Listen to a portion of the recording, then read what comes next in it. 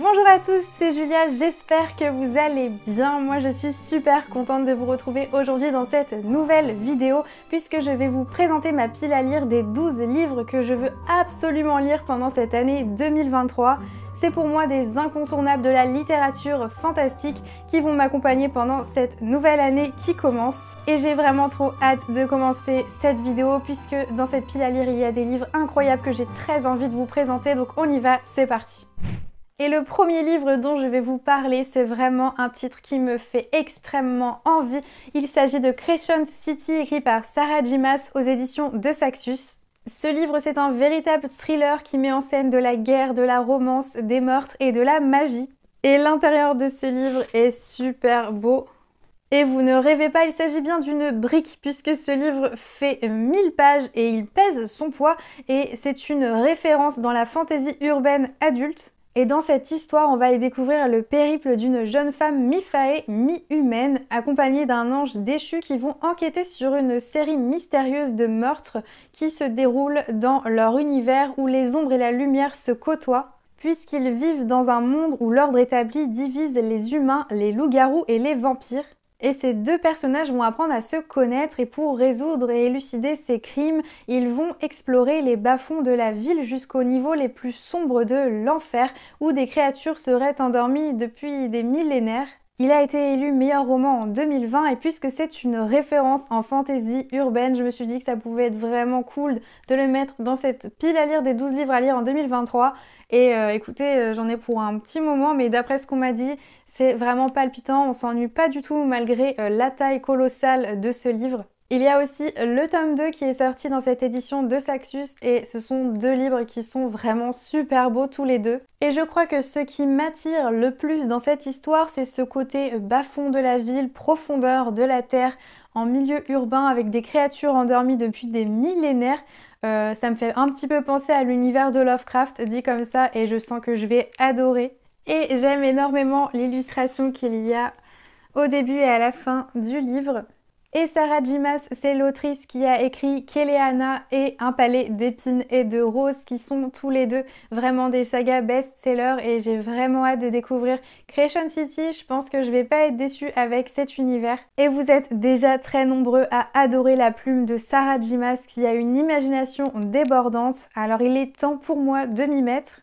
Le prochain livre que j'ai à vous présenter, c'est un classique de la littérature fantastique jeunesse. Il s'agit de La quête d'Ewilan qui est écrit par Pierre Bottero aux éditions Rajo. Il s'agit d'une série vraiment intemporelle et magique qui nous fait visiter des univers parallèles, celui de Gwendalavir où le dessin serait un art autant qu'une arme. Dans cette histoire, on va y suivre Camille lorsque sa vie va prendre un tournant décisif le jour où elle va pénétrer dans ce monde parallèle où elle va être accompagnée de son ami Salim, puisque dans cet univers, elle va rencontrer des créatures monstrueuses qui semblent la connaître et qui semblent aussi vouloir la tuer. Elle va se découvrir un don pour le dessin qui va s'avérer être une arme fatale dans cet univers qu'elle va donc devoir apprendre à maîtriser. Et dans cette épopée de littérature fantastique, on va y retrouver des créatures et de nombreux combats et l'écriture serait teintée d'une réflexion philosophique sur la violence et la liberté. Et Pierre Bottero, c'est un auteur qui était connu pour sa plume vraiment poétique et teintée d'humour et qui vous transporte dans des univers enchanteurs et addictifs dont vous n'avez plus envie de sortir et ça reste un incontournable en matière de littérature fantastique jeunesse. Et quand j'ai voulu chercher des livres qui ressemblaient un petit peu dans le style à Harry Potter, on m'a souvent conseillé de lire La quête d'Ewilan. Donc c'est pour ça que je le mets dans cette pile à lire pour les livres que je veux absolument lire en 2023. Et j'ai trop hâte de découvrir cette histoire. Et pour le troisième titre de cette pile à lire, j'ai choisi d'y intégrer Neverwhere, écrit par Neil Gaiman aux éditions J'ai lu. C'est un roman d'urban fantasy qui est considéré comme un véritable chef-d'œuvre de la littérature anglo-saxonne. Un roman qui déborde d'imagination et qui nous ferait vivre un voyage hors du commun. Cette histoire, elle se déroule à Londres et on va y suivre Richard Mayhew qui va tomber un soir sur une femme gisant ensanglantée sur un trottoir qui va le supplier de ne surtout pas l'emmener à l'hôpital. Et il va découvrir le monde à l'envers puisque ce Londres aurait un envers appelé la ville d'en bas où se terre dans une cité souterraine un peuple d'une autre époque qui serait invisible aux yeux du commun des mortels. Et dans cette cité souterraine de Londres, il y aurait des mercenaires, des assassins, des anges déchus, enfin pas mal de créatures étranges. Et nous, on va y suivre le cheminement de Richard vers ces profondeurs inquiétantes et fascinantes de ce Londres caché. Et ça m'a fortement fait penser à Stranger Things, cette histoire de monde à l'envers. Et du coup, je me suis posé la question, est-ce que la série avait été inspirée de ce livre de Neil Gaiman? Je ne sais pas du tout, mais en tout cas, j'ai adoré Stranger Things et je pense que je vais adorer cette histoire, puisque les profondeurs obscures d'un Londres caché aux yeux du commun des mortels, ça peut être vraiment passionnant. Et là, j'ai un livre vraiment magnifique à vous présenter. Il s'agit de L'Empire du Vampire, écrit par Jay Kristoff aux éditions de Saxus. Cet auteur, c'est celui qui a écrit les chroniques de Nevernight et il est reconnu comme une référence en matière de fantasy. Dans ce livre, on est sur de la dark fantasy où le jour n'est plus, puisque depuis 3 décennies, les vampires ont fait la guerre à l'humanité, installant progressivement leur empire éternel. Et donc l'humanité a été décimée par ces vampires à la suite de la mort du jour. Et aujourd'hui ne subsistent que quelques étincelles de lumière dans une mer de ténèbres. Et nous on va y suivre un personnage qui a l'air passionnant, il s'agit de Gabriel de Léon, qui est un saint d'argent puisqu'il fait partie d'une confrérie qui défend le royaume et l'église contre les créatures de la nuit. Et il va se retrouver emprisonné et seul par ces créatures qui vont l'obliger à raconter son histoire. Et nous on va plonger dans ce récit passionnant avec des batailles légendaires, des amours interdits et le dernier espoir de l'humanité, c'est-à-dire de trouver le Saint Graal. Et l'histoire a l'air vraiment passionnante, j'adore les vampires horrifiques et là ça a l'air d'être le cas puisqu'on est sur de la dark fantasy. Et vous n'êtes pas prêts pour l'intérieur de ce livre, il est comme ça. Voilà, c'est vraiment super beau celui-là, il est incroyable. Quand vous l'ouvrez, il y a une carte qui est juste au début. Et je ne savais pas du tout, mais c'est un livre qui est illustré à l'intérieur.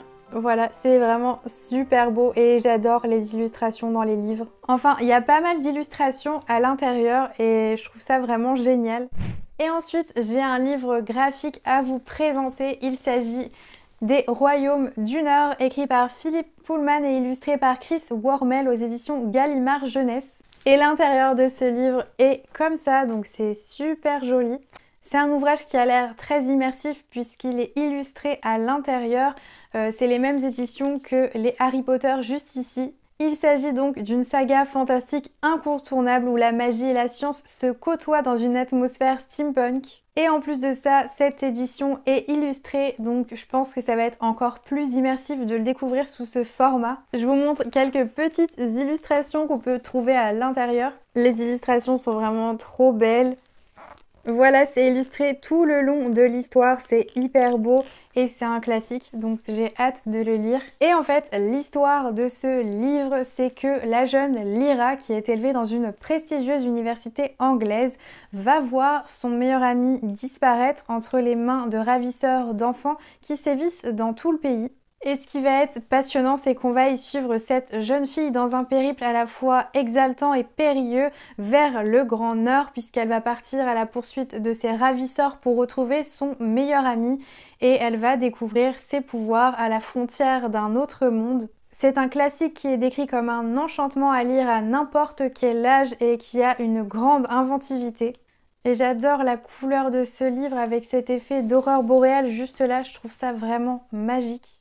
Et on arrive à la moitié de cette pile à lire et cette fois-ci il s'agit de Autre Monde écrit par Maxime Chatham aux éditions Albin Michel. Cette fois-ci on est sur de la science-fiction post-apocalyptique puisqu'un ouragan a tout balayé sur la Terre, une tempête de neige et de vent qui a semé sur cette planète la terreur et l'obscurité. On nous dit que d'étranges éclairs bleus longent les immeubles à la recherche de nouvelles proies. Et les enfants vont se retrouver seuls, les enfants et les adolescents, ils vont devoir s'organiser en société pour essayer de comprendre ce qu'il se passe et aussi de survivre. Puisque les adultes ont perdu la raison et sont devenus dangereux, donc les enfants vont devoir se débrouiller tout seuls et essayer de ne pas se faire attraper par ces derniers. Et en plus de ça, cette tempête a amené des créatures monstrueuses sur la Terre. Et c'est une saga entre l'aventure et la fantaisie qui nous plonge dans cet autre monde qui est à la fois intrigant et dépaysant.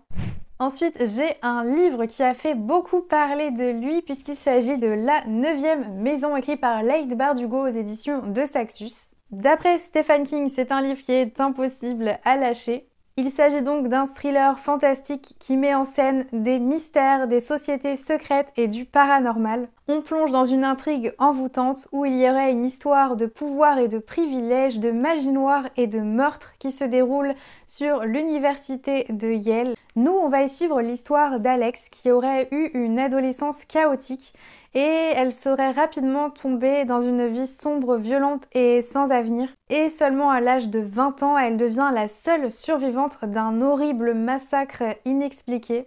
Et c'est à la suite de ce phénomène terrible qu'on va lui proposer d'intégrer une étrange maison au cœur de l'université de Yale. Il s'agit en fait de la 9e maison qui surveille les 8 sociétés secrètes qui désignent les personnes d'influence et de pouvoir et qui utilisent la magie de manière un peu sombre et sinistre. Et si Alex a été choisie par cette étrange maison assez louche, c'est parce qu'elle posséderait un don, celui de voir les fantômes. Et de fil en aiguille, elle va se retrouver à devoir enquêter sur le meurtre d'une jeune fille, d'un mystérieux crime qui va l'amener face à de terribles secrets. Et je trouve que ce côté meurtre, société secrète et paranormal, ça a l'air vraiment passionnant. À l'intérieur de ce livre, on a une forme de serpent qui se balade et j'ai vu aussi que le dos du livre, ça fait comme des écailles de serpent. Encore une fois, c'est super joli ce qu'ils ont fait, l'édition. Et Leigh Bardugo, c'est l'auteur qui a écrit Grisha et Six of Crows, que j'ai adoré. C'est pareil, cet auteur, c'est vraiment une référence en matière de fantasy. C'est pour ça que je voulais intégrer ce titre à cette pile à lire parce que le thème m'attire énormément. Et puisqu'on parle de références en matière de fantasy, je me suis dit que j'allais me plonger dans Le Sorceleur, écrit par Andrzej Sapkowski. Alors je dois le prononcer super mal, excusez-moi. C'est édité aux éditions Brajlon et j'ai déjà lu le premier tome, mais du coup je vais pouvoir attaquer le second tome. C'est un univers de fantasy que j'adore puisque j'ai joué aux jeux vidéo très longtemps et j'ai regardé la série Netflix que j'ai beaucoup aimée. C'est donc un livre de dark fantasy qui nous raconte l'histoire de Geralt de Rive dans un univers médiéval horrifique et humoristique. Geralt se présente comme un homme inquiétant puisque c'est un mutant qui est capable d'affronter toutes les monstruosités qui ont le malheur de croiser son chemin. En ces temps obscurs, il y a beaucoup d'ogres, de ghouls et de vampires qui envahissent les terres, sans compter les magiciens qui sont d'autant plus dangereux. Et ce que j'adore dans cet univers, c'est qu'on va y suivre Geralt pendant ses chasses aux monstres dans le royaume du Nord. Mais Geralt, c'est bien plus qu'un guerrier ou un mage puisque c'est un sorceleur qui est en quête de son humanité. Donc j'ai hâte de découvrir le tome 2.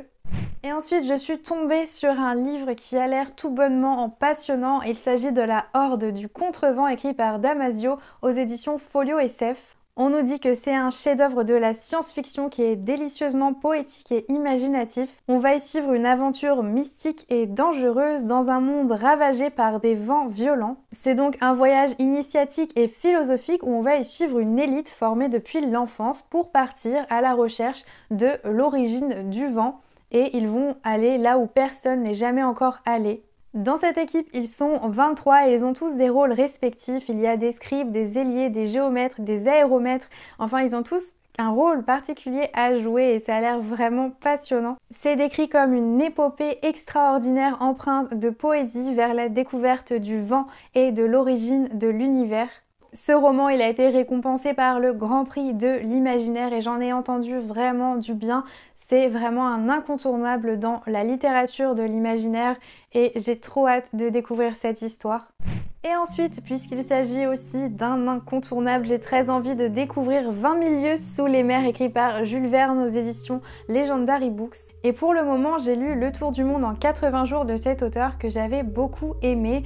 Et il paraît que ce livre, donc 20 000 lieues sous les mers, c'est l'un de ses meilleurs. Dans ce livre, Jules Verne nous embarque encore une fois dans une aventure fantastique vers les profondeurs de l'océan. Et ce qu'il va se passer, c'est qu'il y aurait une créature monstrueuse, une créature marine qui aurait été signalée par plusieurs navires un petit peu partout dans le monde. Et donc une équipe d'expédition va embarquer en haute mer pour essayer de trouver ce monstre marin pour rendre les mers plus sûres. On va nous proposer d'embarquer à bord du Nautilus accompagné du capitaine Nemo à la recherche d'une créature terrifiante qui sème la terreur en haute mer. Et 20 milieux sous les mers, ce serait l'un des meilleurs romans d'évasion de Jules Verne puisque l'océan représentait vraiment une passion pour cet auteur qui était vraiment fasciné par tous les secrets que recèle l'océan. Et toutes les histoires avec des monstres qui sévissent dans les profondeurs et les abysses de l'océan, c'est vraiment un sujet qui me passionne énormément, donc j'ai vraiment hâte de découvrir cette histoire. Et on continue avec l'avant-dernier livre où j'ai très envie de lire L'œil du monde, la roue du temps qui est écrit par Robert Jordan aux éditions Bragelonne. C'est une autre référence en matière de fantasy médiévale à base de quêtes, de prophéties et de magie. C'est la nuit de l'hiver dans la contrée des deux rivières et certains villageois auraient aperçu un cavalier sombre rôder dans les bois. Et tout va basculer lorsqu'une horde de monstres sanguinaires vont s'attaquer sauvagement à ce village. Et on va y suivre le périple d'un jeune homme avec sa compagnie qui vont essayer d'affronter le mal et de rétablir l'équilibre du monde et de la roue du temps. Et cet univers de monstres sanguinaires qui attaquent des villages ou de cavaliers sombres qui rôdent dans les bois, ce n'est pas sans rappeler l'univers de Tolkien dans Le Seigneur des Anneaux et c'est vraiment ce qui m'a attiré le plus en premier plan. Et le dernier livre de cette pile à lire, il s'agit de Aberration qui est écrit par Joseph Delaney aux éditions Bayard. C'est un auteur que j'aime énormément, c'est celui qui a écrit L'Épouvanteur et c'est une saga que j'aimerais terminer cette année pour du coup commencer celle-ci. C'est de la littérature jeunesse fantastique d'épouvante écrite par un auteur phare de la fantasy à base de frissons, de créatures monstrueuses et de suspense. Dans cette histoire, il y aurait un monstrueux brouillard qui s'éteindrait sur tout le pays. Et ceux qui se retrouvent coincés dans ce brouillard ne survivent pas et sont transformés en monstres abominables appelés les aberrations. Et nous, on va y suivre le héros de l'histoire qui est Crafty et qui a la capacité de pouvoir traverser ces étendues brumeuses sans mourir ou sans se transformer. Et son travail consiste à s'aventurer là où personne ne peut aller pour effectuer des missions. Il va donc devoir traverser ce dangereux brouillard. Voilà donc pour ma liste des 12 livres que j'ai absolument envie de lire en 2023. J'espère sincèrement que cette vidéo vous aura plu et vous aura donné aussi quelques petites idées de livres à lire. Et si jamais vous avez aimé cette vidéo, n'hésitez pas à la liker et à vous abonner à la chaîne, ça me fait vraiment très plaisir. J'attends vos retours dans les commentaires et vos avis aussi sur ces livres. N'hésitez pas aussi à me donner des propositions, des idées de livres à lire qui vous tiennent à cœur pour cette année 2023. Je serai ravie de vous lire. Et nous, on se retrouve très vite pour une prochaine vidéo. Je vous souhaite de merveilleuses lectures et je vous dis à bientôt!